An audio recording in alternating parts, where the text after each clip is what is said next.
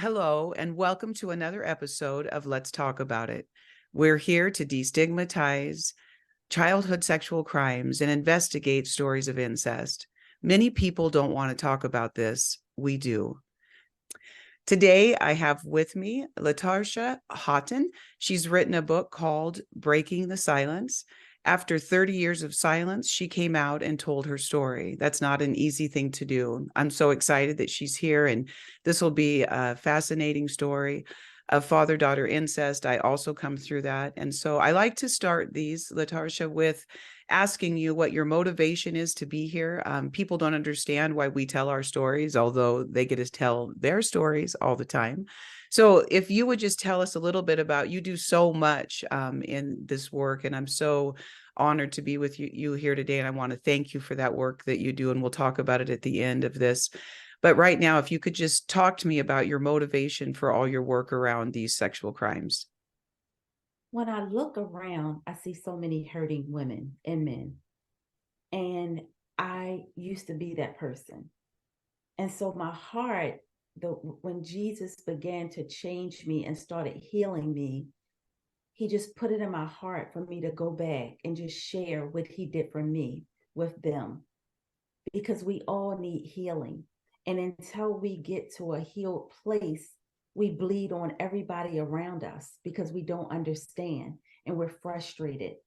But we have to go back to that place of the abuse. And a lot of people don't like to go back to that place because it's so painful. But going back to that place brings healing. And as you heal, you begin to heal other people around you. So I would say that the motivation is sharing with people what Jesus did for me. Awesome. I love it. Very succinct, and same exact reason, by the way, that I'm out here as well. So let's bring everyone into your story. Everybody, that hasn't read your book, Breaking the Silence, it's a fantastic book. She starts at the beginning. Again, generational trauma has been in her family for a long, long time. So if you could just bring us back into your story and tell us with as much as you're comfortable sharing, but just so that people understand your story and what breaking the silence meant for you. Well, breaking the silence was as a young child, I went through childhood sexual abuse. It started off with, younger family members um, having, you know, trying to penetrate me as a little girl, then a female cousin having me doing things with her, which I didn't understand it. And as a kid, you really don't understand these things. You just know that they don't feel right, you know, and then, Right. you just believe that you're not supposed to say anything because you blame yourself for these things that happen to you, which is not your fault. And then I began to be sexually abused and raped by my biological father. And I ended up conceiving a son from that relationship. And I had my son because I felt like that was my escape from Wow. the abuse. Right. So ex explain that to me a little bit more. Your escape from the abuse by being pregnant, you mean? Meaning, I just felt like if I had this child would love me because I just wanted to be loved by my dad. I just wanted to be loved. So I just did whatever he wanted me to do.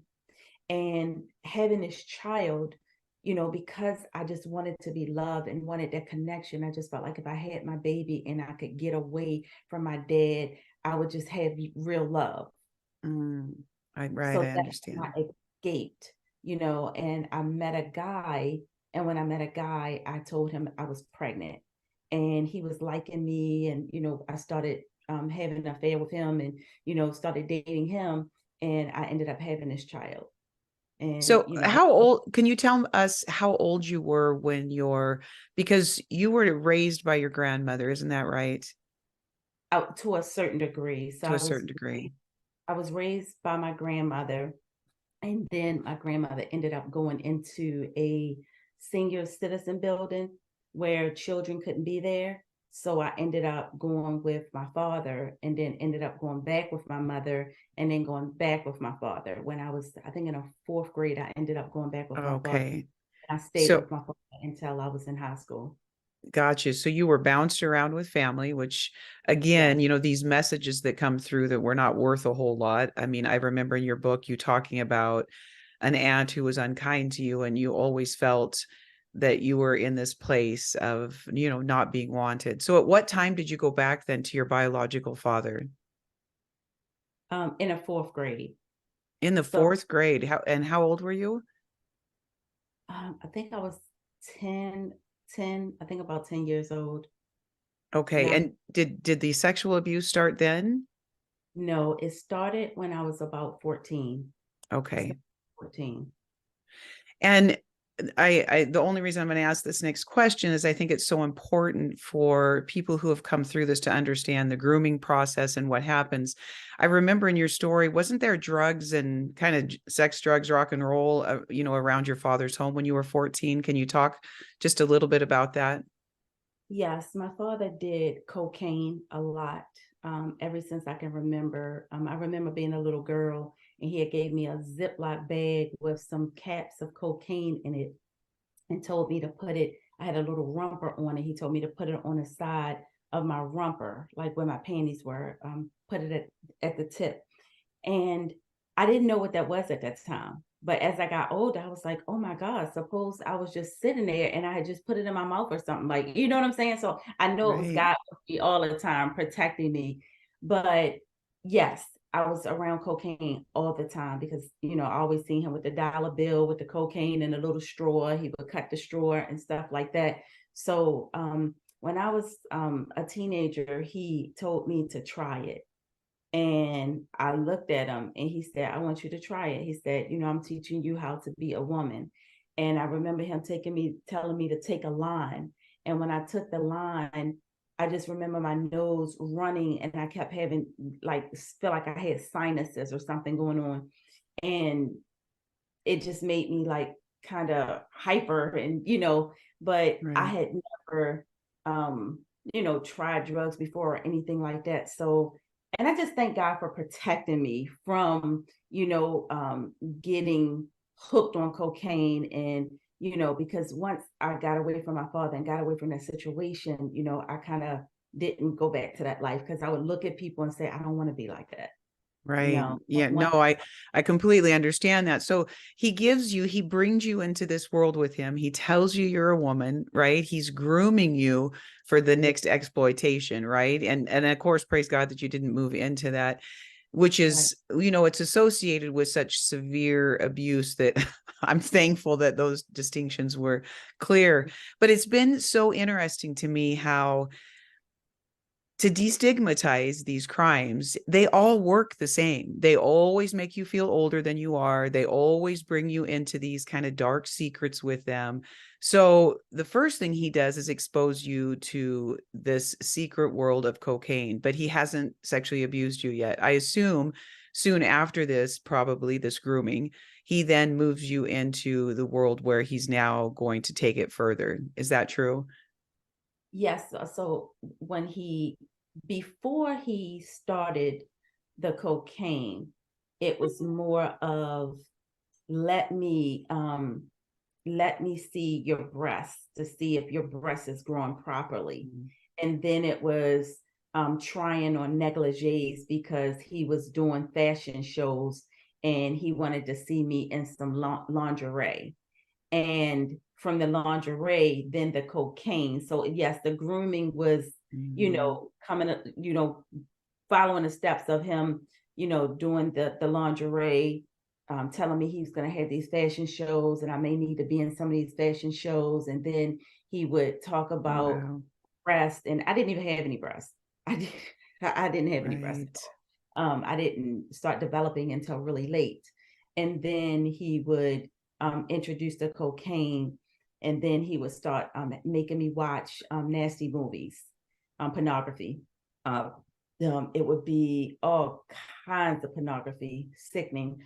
And then he would introduce me to asking me about fantasies and telling me about different fantasies that he had with, and some of this stuff I didn't even put in the book, but it was, he was talking about the fantasies that he had with two women sleeping together and him. So he was baiting me and trying to Right. lure me into the having sex with another woman and him watching. And he even had another woman to approach me, and I cried and I freaked her out so bad that she didn't even bother me, but he had even had her to come to me one day in my bedroom and naked Wow.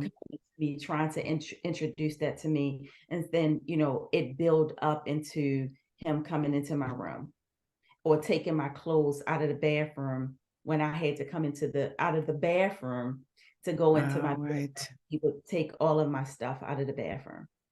And when I listen to you and I listen to these stories, you think about, they just break down all the barriers that we have. And, of course, the earlier years where all of this is around your family and the children have most likely been abused and is why, they're doing all these sexual things. But these predators look very much the same, but it's so sad how they break us down and they bring us into the story and they build this kind of complicit bond with us. They want us to believe that we want it with them. And it's just part of the story that I really want people to understand is because I don't ever want to hear again in my life, why didn't you tell? Why didn't you, these things, it's so ridiculous when you find out how they develop and groom the victims before they ever move into the harm that they take and what they do next. So this starts about 14, and how long then before you get pregnant? It goes all the way up until I'm at age 18. Oh, I'm so sorry. Last year, high school. I'm so sorry. So at Mhm. 18, then you get pregnant. And when Yes. do you learn that you're pregnant? What does that feel like? In my last year high school, I started feeling really sick, real nauseous in the morning. And I kept saying to myself, what in the world is going on? Why do I feel so sick? And I remember marking my calendar and saying I didn't come on. And I said, well, maybe something is going on wrong. Maybe I'll come on next month. And I didn't come on, and I started getting really sick. I had morning sickness so bad. Had it Mm. morning and night. And I ended up going to the doctors and they said, could you be pregnant? And I was like, no. And then they told me I was pregnant. Wow. And so had you had sexual relations with any person other than your father? No, I not at thought the that's time. what you'd say. And so at that point, what do you decide to do? I I had this guy who was liking me, and at first I didn't really like him like that. I just liked him as a friend, but I found myself allowing myself to get attached to him. Mhm.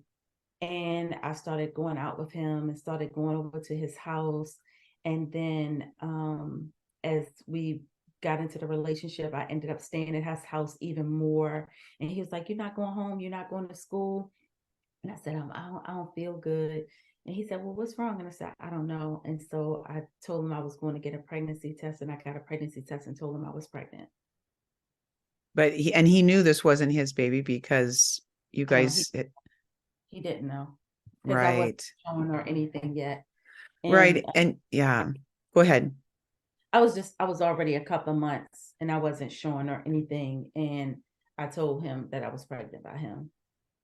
And in my experience, I didn't get pregnant. My father, moved to other means so that I wouldn't get pregnant, but I was still being raped before I left his house. And I didn't care who happened by Latarsha. The first guy that was nice to me, I was like, get me out of here, so I can relate to that whole, this guy's being Yeah. nice and I want to get out of here. So now you're 18 and you've become friends with him. You leave your father's house at this time then and Yes. decide to keep your baby. Yes. Yes. Wow. I mean, I just, I know your story. I've read your book and I don't know, it's still just heavy on my heart for those years that you went through. And now all of a sudden you have this child along with you. And I love that you said this is love. And ultimately it does become that. But this is a heavy burden. This is, a heavy crime that you're now carrying, and you don't talk about this for 30 years, do you? I do not talk about it at all. It was very Wow. hard. So I suppressed it so deep in my gut that I literally started believing that this man was his father. Like because I blocked out everything. And because I blocked out everything, it was almost like I didn't want to remember it. Right. I didn't want to remember it. I And did when I, I did the very same thing. I didn't have a child, but you know what? I didn't want to remember that, months before I got married to this other man, my father had raped me. I didn't want to remember that. And they call it today trauma amnesia. You know what? I call it a gift to God. I needed to go for a minute. I had to go. And you cannot, to me, it's an intolerance for more, right? What else are we going to do? We now have these circumstances that we have to live in. And I don't know, they call it all kinds of things today, but through experience, I just know my mind couldn't tolerate anymore. Does that make sense to you? it makes a lot of sense. I mean, you don't want to think about the trauma because for Right. me, it made me feel guilty. It made me feel like I did something wrong. I lived with shame, Right. and it taunted me. So I just put it so far in the back of my mind. And when you said amnesia, I'm like, what did you call it just now and It's again? Say it called again. trauma amnesia. Yeah, trauma amnesia. Trauma And amnesia. I can relate to that because I Right. did not want to remember that. And who could you tell? Who could I tell? Who could you tell? That, If that if that that is exactly what I thought when you were telling the story. Who are you going to tell? If you had somebody to tell before, you wouldn't ended up pregnant. We have nobody to tell. People don't realize there. It's not like all of a sudden the stop sign comes up and says, "I'm going to tell somebody." You've never told anybody since all of this stuff has been happening to you since you were a child. Why would you tell now? You know what I mean? Our voice was taken years and years and years before we got to our teen years, right? Right. And when I wrote my book, I had family members that said, "Well, why didn't you tell us? Why didn't you tell?" They have no idea the trauma that you are going through in the midst of that. First of all, you're afraid. You are Absolutely. afraid to tell anybody in the family because if you already have a dad that can do these things to you, you have no idea what else they can do. Oh, amen, sister. That is the truth. We're Behind terrified of them. We are behind closed terrified. doors, behind closed doors, you have no idea what can happen. And I remember him saying to me, "Do you know what this would do to this family? If you told Right. somebody, well, I might as well kill myself, you know, and just uh, you know, intimidating a kid and bullying a kid, and Right. they make you afraid that if you tell something bad is going to happen. So I lived with anxiety for years. Oh, hugely. It's and and here's the other complicated thing is so there's that side of it. The other side they build in us, particularly when there are fathers, is this kind of weird, horrific love card kind of thing that it's a trauma bond that they create with us. Not only are we terrified of them, but we also somewhere they've made us believe that we're in this kind of love affair with them. And I hate even using that term because we know it's horrific abuse, but they've so distorted reality to us that I did think my dad loved me. I did think that he, even though he was horribly abusive, I'd seen him, murder somebody. Weirdly, I always talk about this weird love commingling in there because a child, when we don't know anything else, when nobody's ever been kind to us, when nobody's ever shown us what protection looks like, what mercy looks like, that when you say no, somebody might listen. Right. Because we don't know these things, it's a love hate mixture and fear. Does that, can you talk about that at all? Oh my goodness. Yes, I can.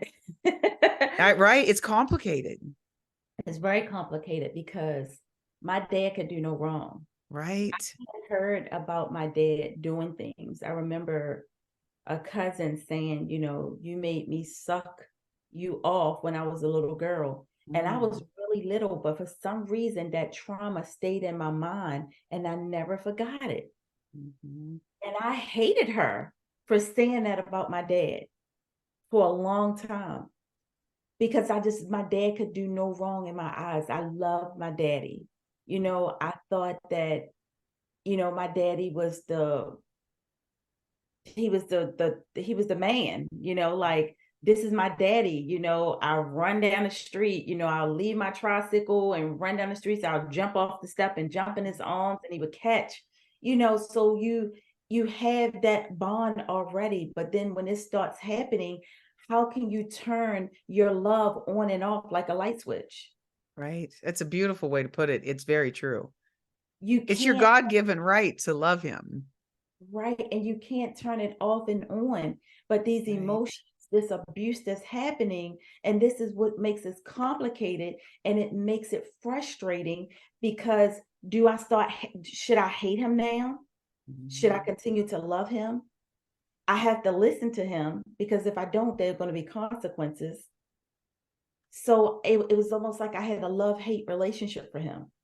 Absolutely. But I absolutely. It's so complicated. I had a comment on my audiobook and a man said, I cannot now, want to be on Jody's side because she should have shot her dad and instead she wants to hug him.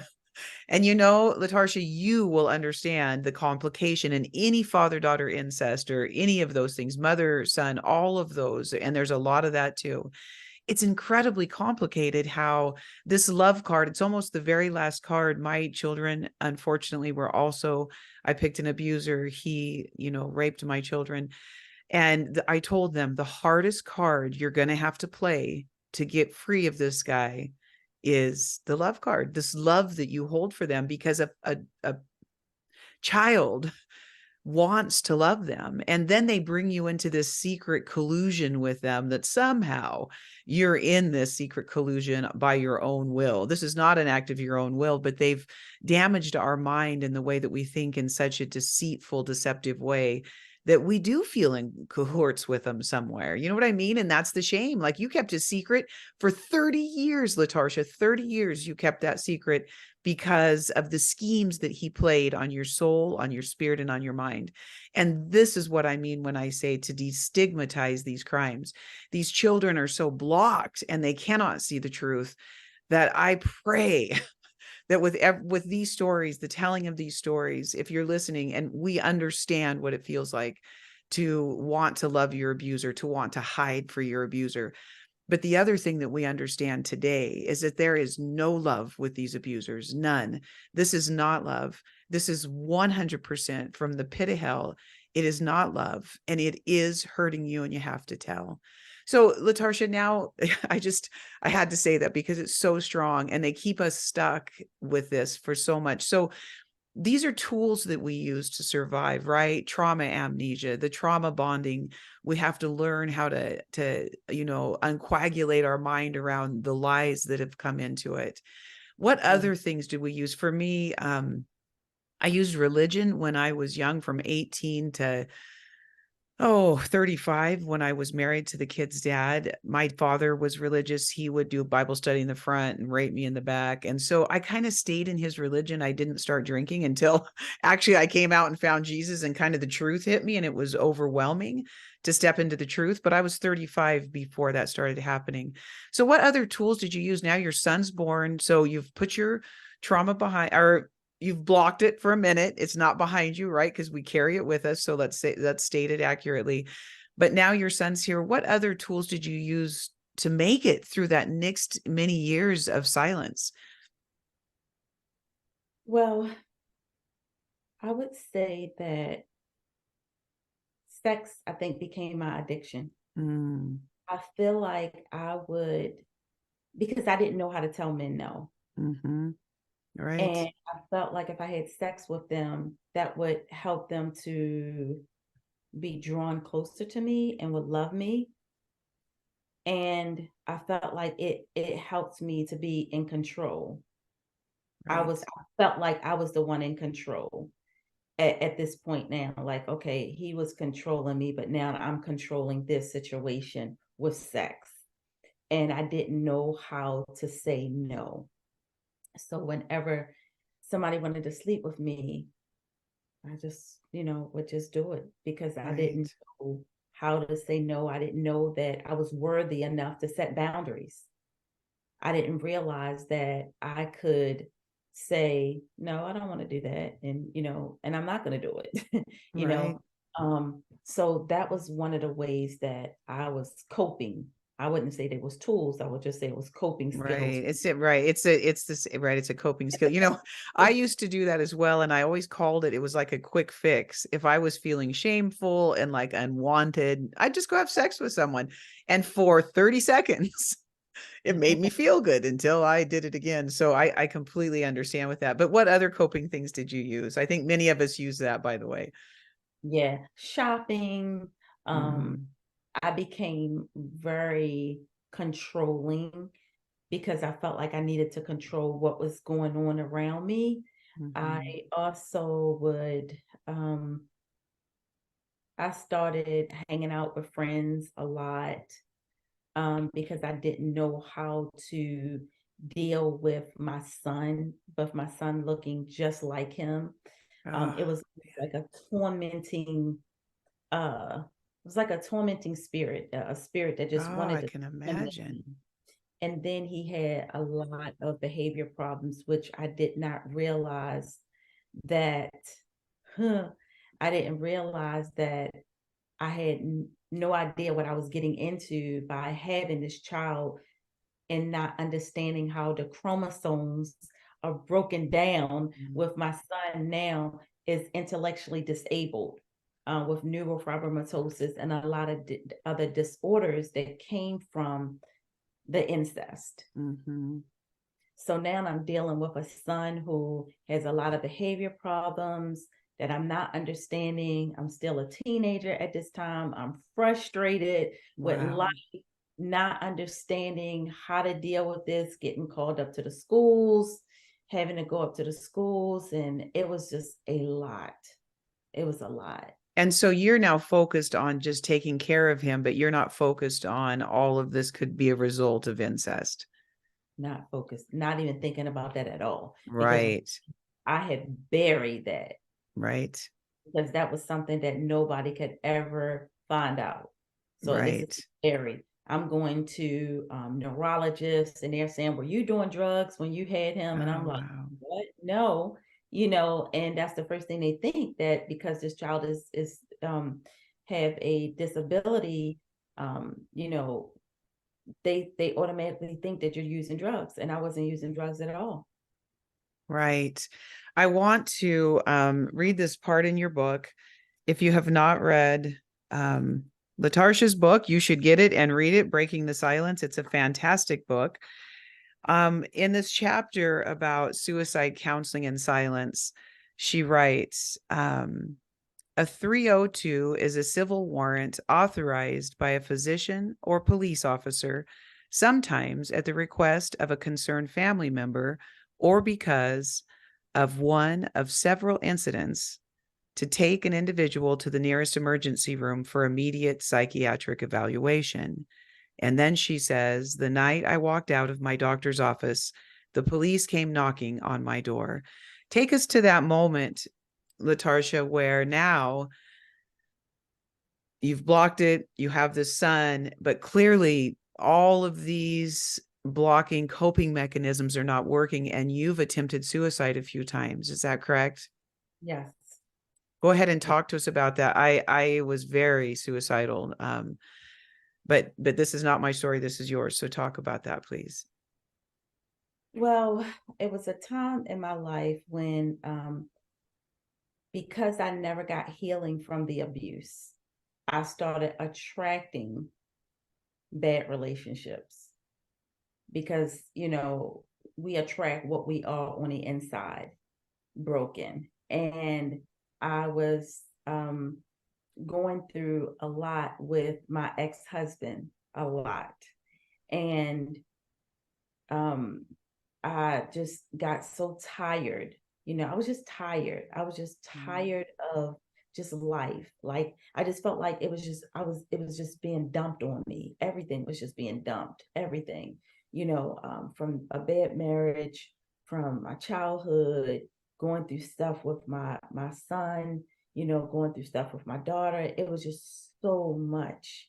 And I remember taking some pills one day and had to get rushed to the hospital. And I stayed in ICU for 3 days. And after I stayed in ICU for 3 days, I ended up, they ended up transferring me over to a mental ward. For me, I sat there and I just remember crying and saying, God, it got to be more than life than this. It's got to be more than life than this. And I just remember, you ever heard of somebody said, I'm tired of being tired? Yes. I'm sick and tired of being tired. That's where Yes. I was in such a dark place Mhm. because going through that type of trauma is very dark. Very And dark. it's so dark. And even for a person to want to abuse your own child is a very dark place. And Yes. so then a child comes into this dark place with you, and you feel like there's no freedom. Like, when will I ever get out of this vicious cycle of abuse? So as I began to sit there, I cried and I just said, God, please, I just need some light at the end of this tunnel. And after I got out of the hospital, God started giving me divine connections for me to get the help that I needed to get to the other side of that pain and that abuse. That's awesome. Before we talk about that, and we certainly will. And again, I just have to stop and say from my heart, I love you and I'm so sorry. You know what? We went through these things and God has made us incredible women, but I still want to say I'm sorry because you know what? Those years are so hard. You can look at us today and not know those years. Those years are tragic and horrible. And I can remember wanting to drive a car. It was the first time I ever had access to anything because my life was so controlled from the time I was born into these parents. I never had any freedom. So when I got in a car, it was the first time I thought, I'm going to drive this car 100 miles an hour and crash into that wall because I didn't have any other access to kill myself. So I understand. And the years are dark. And we will get into your story in a minute, but I want to go back and talk to you about where was God when you were a child? Where was God when your mom didn't want you? Where was God when your mom and dad both walked out? And where was God when the children were molesting you? Can you talk to us in a very real way about where was he in those years? I was very frustrated, but one of the things, and I had to go back down memory lane one time. I remember being, I remember being in um, elementary school, and my mother used to go to church a lot because this is when she had moved back from Detroit, Michigan. And she would take me to church all the time. And I would go to church with her. And I would come home from church. And all of these kids would be sitting outside and on the ground. And I remember looking at them and I would be preaching the word of God, everything that I had learned at church. And they would be sitting like an Indian style and just listening to me. And when I thought back to that time, I was like, wow, God was with me all the time. I remember late at night having to walk from like one aunt's house to another house. And it would be really late at night. And for a kid, like people don't let their kids walk at night like that, Right. but I did. But I always felt the presence of God with me for some reason, always. And even in those dark moments, I would remember praying in my mind, saying, God, please don't allow me to, you know, get hurt or don't allow this to happen. But when this situation was happening, it almost felt like there was no God to me. I don't know, like I didn't understand it. Mm. Um, I had stopped praying. I had stopped praying. My mind wasn't going back to those years of me always saying, where God, where are you? Please be with me. I feel scared. But in this situation, it just almost like it went blank for me Hmm. Wow. in in the moment, in the moment. But it Yes. wasn't until I got through it, when I look back on it, I can see where God was.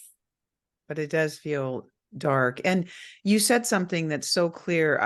I have a personal belief that this is the best crime Satan has, because when you come to a child before they know anything and all they know is, I could see red slits in my father's eyes. I'm sure both of my parents were demon possessed. People don't like to hear that kind of thing. I'm here to talk the truth, or I might as well just go home. They were both demon possessed. I knew darkness before I knew God. But when I was 4 years old, Latarsha, I was actually not even four yet. And I was in this house after a rape. And I remember sitting up against the wall and I felt Jesus come to me. I didn't see an apparition. I didn't hear anything audible. I just felt his presence. And I didn't know his name, actually. I didn't know his name until I was 8 years old. It's kind of quite a story. But my mother said, "We never took you to church. I don't know how you ever met Jesus." You know what? I met him, but I have to tell you, my father met religion. Religion actually needs God. God does not need religion. And Yeah. so when dad brought religion into the house, my Jesus voice was the same for you. Like, it was just darkness. I remember leaving dad's house when I got married at 18 and looking up to heaven and saying, "Fuck off. I want nothing to do with you," because I was in such confusion about good and evil. So tell me then, so let's go back into your story where you talk about, now I'm leaving the suicide watch, I'm leaving this ward, but God puts people in my life. So you kind of have all these years, which is mirrors very much. I understand this so much. So God starts coming back into your life, because now, bring us back into your story there.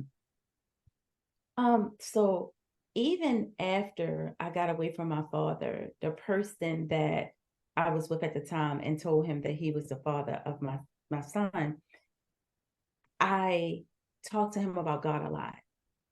And he even got baptized from, him and I going to church and stuff.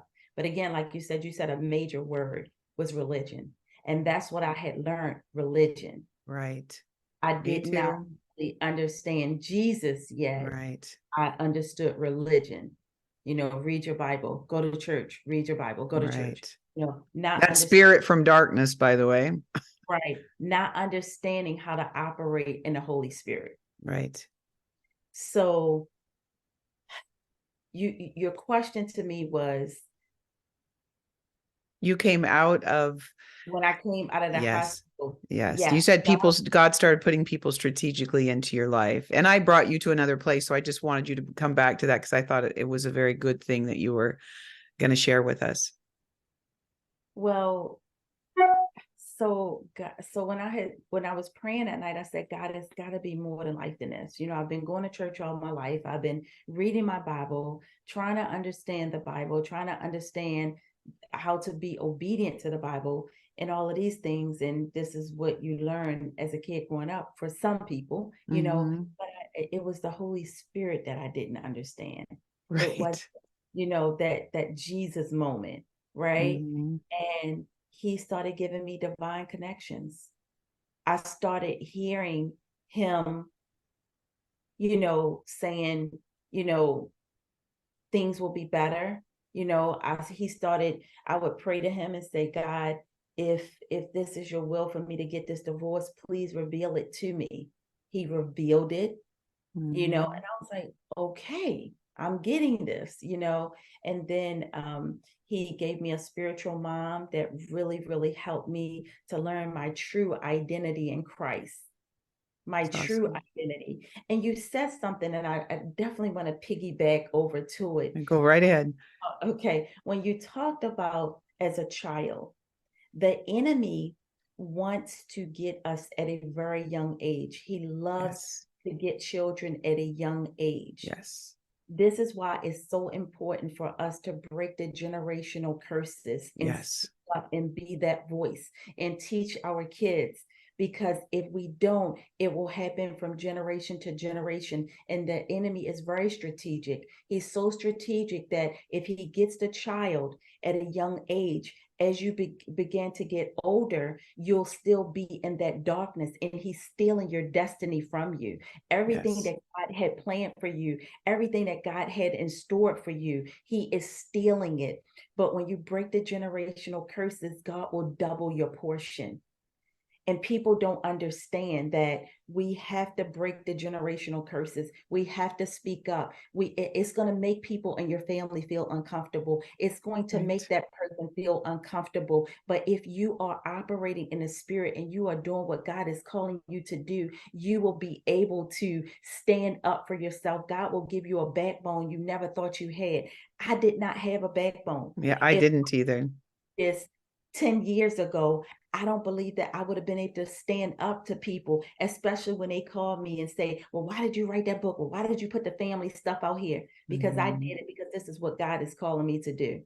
Because Right. going through that type of abuse, I had became a people pleaser. I needed Yes. everybody's approval. I needed everybody to do these things. And this is how the enemy strategically get in your life to destroy you. He is out to kill, steal, and destroy. He That's wants right. us off of our A game. He doesn't want us doing the things that God has already planned and predestined for us to do.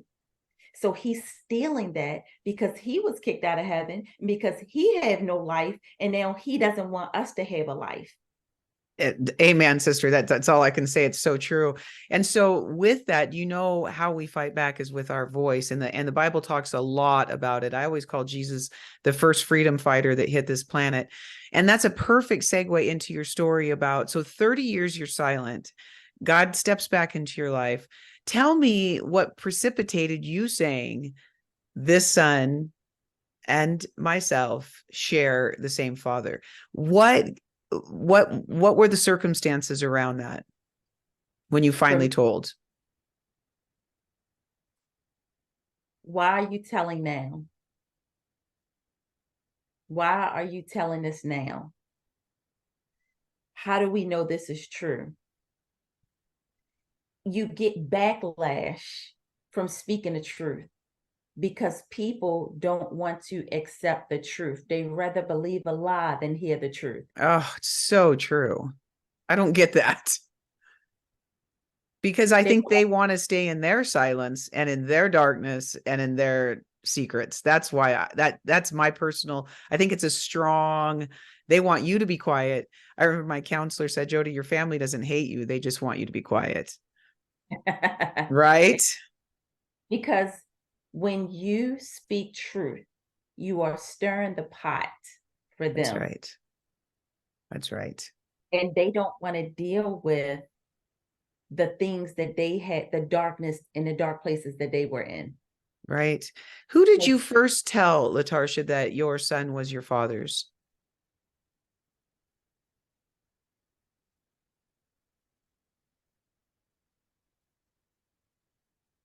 I believe I told Tracy, which is the person who I told him he was the father. Oh, okay. When I started getting into church really heavy and talking about walking in your truth, and I wanted to be set free. And so I told him. And when I told him, he said, I already knew. Oh, oh, wow. And he said, "Ma'am, Wow. we knew." He said, we he said, I never wanted to hurt you. He said, and I don't ever want you to change the birth certificate. He said, I am his father. What love. I mean, right? I Wow. felt it was God giving me a kiss. I felt like when because I had to have the courage to go to him and say this. And I'm just crying, snot crying, and you know, Right. sorry, and I'm a Christian now, and I just want to tell the truth, and I don't want to live a lie. And he just looked at me and he hugged me and he said, I already know. I just Wow. like it was God just giving me a kiss on the cheek.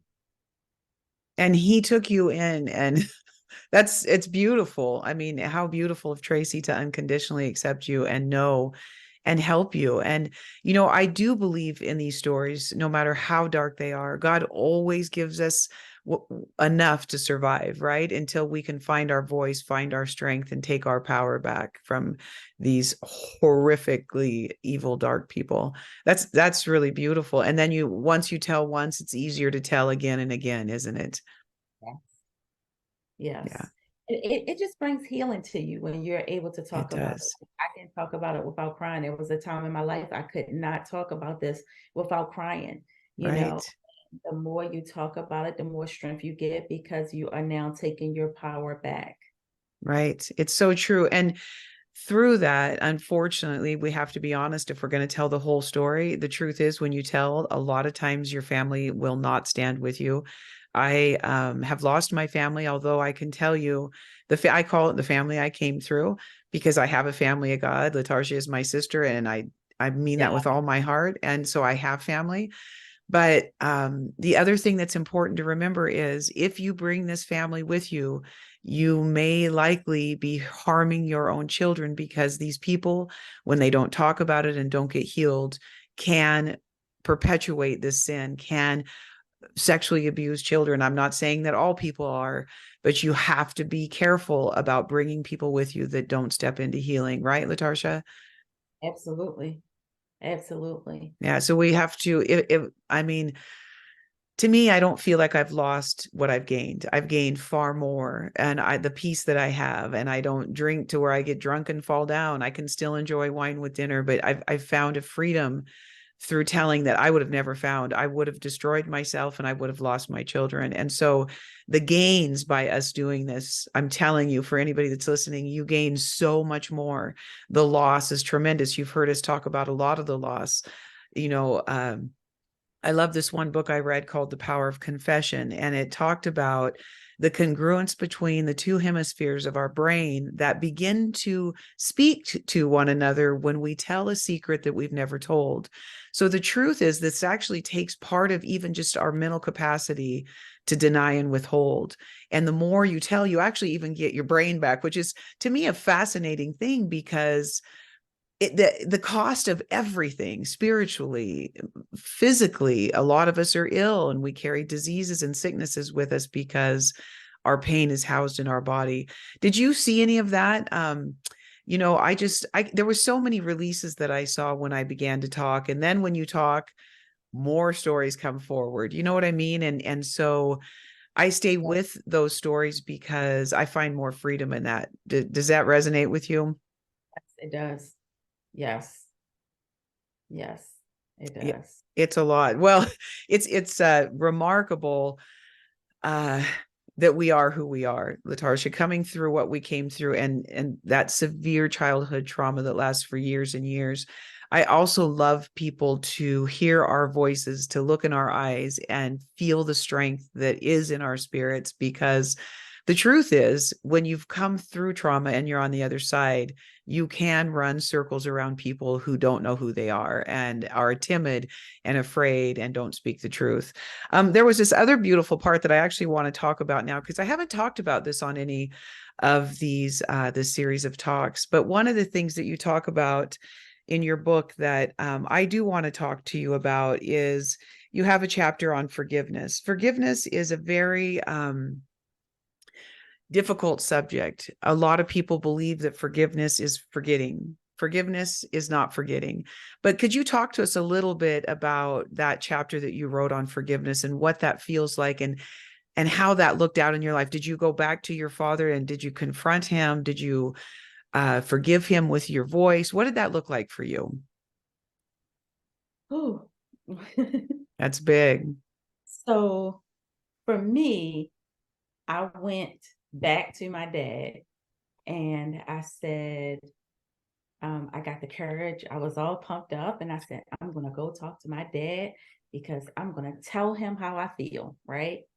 So I get to the house and I said in my heart that I forgiven him. And before I went, I said, I'm going to forgive him. When I went to his house and I said, Dad, I said, I really need to talk to you. And I went in and I said, you know, what you did to me, you really destroyed my life. I said, Tracy is your son. And he said, You're crazy. You're crazy. You're crazy just like your mother. And then he told me, do you know if you told the family this, what this would do to this family? And I'm sitting there looking at him saying, dude, do you realize what you've done to my life? And all you can think about or worry about is the family. But I didn't say it because remember, I was still suffering in silence. Right. I hadn't broke my silence yet. So after he said that, I got quiet and I left out the door. He said, you need to leave. You need to leave. And I just walked out of the door and I never talked about it again for years. But Oh, wow. I didn't realize that I didn't realize that I was still bitter. So It was years before you told anybody, you did go and confront your father. did go and confront and tell See, and come. this goes back to many times we do remember more than we tell, but we try to keep it blocked, right? But continue on. So after that, I told my dad, I said, it wasn't until I started going to therapy and my therapist was helping me to get in touch with where I was. And as I was going through my healing process, I realized that I did not like wearing pajamas. I would Mm. always find myself in sweatpants and t-shirts or jeans, and I would just fall asleep. I would ball up and fall asleep without putting on pajamas. And it was because I was sleeping shorts, and I always wanted to sleep in clothes, but pajamas just was kind of weird for me because I knew what would happen if I put on a nightgown. I knew, what would happen. So I felt like I was giving him easy access. Mm. And it wasn't until I said, you know what? I need to release my father. I need to release him. So the only way I was able to release him was to come into his world, meaning I thought about when he was a little boy. My grandmother had 14 children. Having 14 children, it's already hard trying to love 3 or 4 children. So can you imagine having 14 children in a house? There had to be some abuse there for my father to think that this was okay. Mm-hmm. I had to think about my childhood growing up and things that had happened to me as a kid. Something happened to my father, and he never got the help that he needed. Right.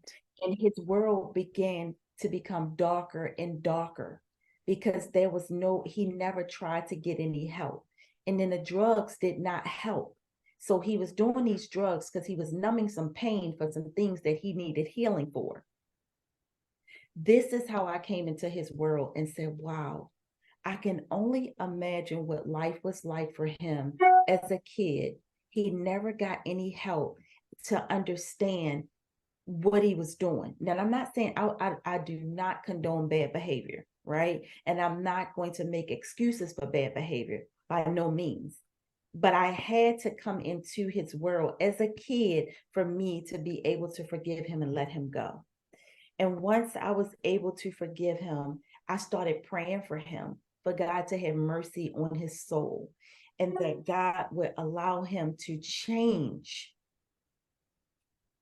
And then as I began to go through this forgiving piece, I started writing letters. I didn't give him the letters, I just wrote them to get them out from me. Mm-hmm. And so I had to start writing letters telling him how much I forgive him. And then I would just get rid of him. I didn't give it to him, but I needed that freedom for myself. But it was almost like when I forgave him, it was like a heavy burden had lifted up off of my shoulders. And I could feel myself taking back all my power because now, after I started forgiving him and started releasing him, I started getting parts of me back. I was able to wear pajamas. I became a pajama junkie. I began to be able to speak up for myself. I began to tell people no because I had relinquished that power to him. So this is Mhm. why I wasn't able to tell people no. And this is why I was trying to people please people, because I always wanted to please him.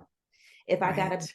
that you should have gotten an A. So I never felt like I measured up to nothing, you know? And so Right.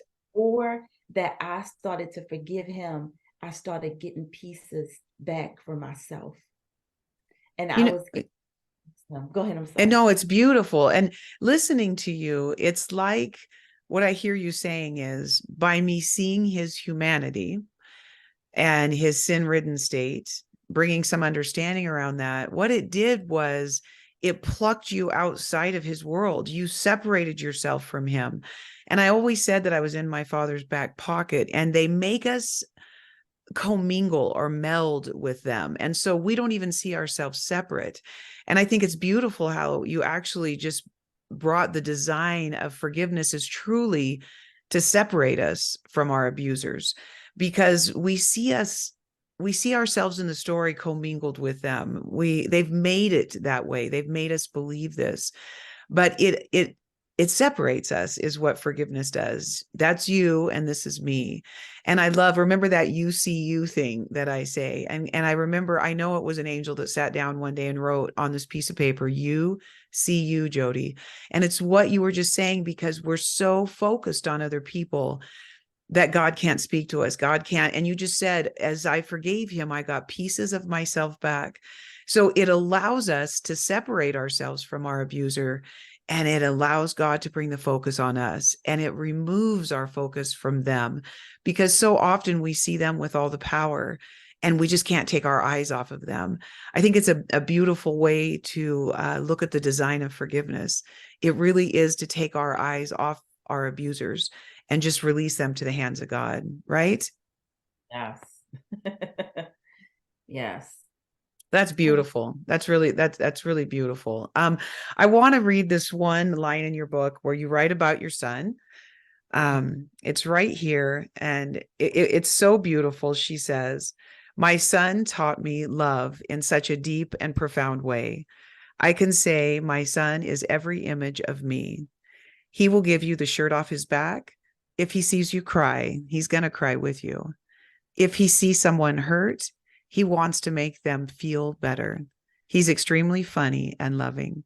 So, with our time now that we have left, Latarsha, thank you so much for this. I see us doing much more in the coming days and years. I really believe that God has brought us together in this beautiful sister love. But talk about your son, where you guys are today. I just like to open up this time because we could go on and on for hours. I could just talk to you forever, but I want to give it back to you and just honor your son. He was a byproduct of this, but I love that the tribute that you gave to him. Anything that you want to leave that maybe we didn't talk about that's important to you. If you want to talk to us about the work that you're doing today, you do conferences. I've seen you on the news. I'm just so proud of all the work that you're doing, and God's strength be added to you. Just close us with any final words or anything that you'd like to say. But I did want to honor your son because he deserves that place. thank you. It was really hard. But he is once I was able to forgive my father and heal, I was able to see my son as my son. And he's in a group home now.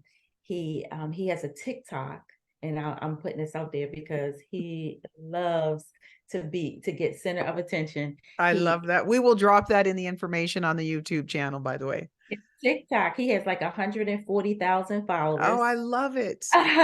And his TikTok, his name is Everybody Loves Tracy. All right. And Awesome. we do these TikToks. So if you need a laugh, go and look at his TikTok, Jody. Sometimes he has a really hard time. We put him in a group home because he got so aggressive at home, and Yeah. like 24-hour care. But he has weeks that he does really, really well. And his followers would be like, what's going on with Tracy? And I didn't post anything. And I said I'm gonna go live so that because they love him. And I want them to be able to be in his world and understand like he has some really hard times sometimes. And Mhm. it's just sometimes it's so hard to see him have to go through the things that he go through because he's a product of this, right? Right, And I just feel right. like he's not deserving of this. But I do know I know that God is moving because he's in a home now that he really loves. He loves being there. They do so many fun things, and he's around people that is like him. And so he comes home, comes home and spend the days with us. Once he get a level, he'll be able to stay overnight. They have a level system. But other than that, It's he awesome. a really good relationship. He adores me. He You're his mama. You're his mama.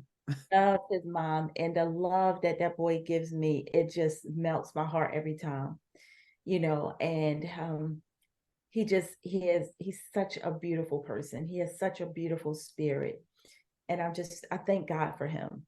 Love And that. I wouldn't change anything about it. I just love my son, and I love what he can bring to the world, and it's to put a smile on people's faces. And And I'm right, he's a gift. He's your family. And you know what? As we've lost some family, God keeps our family by us. And I think about my girls and my grandchildren, and they're our family, right, Latarsha? And we do have family around us, and God will even build that more. Thank you so much for being with us here today. And I'll see you next time on Let's Talk About It.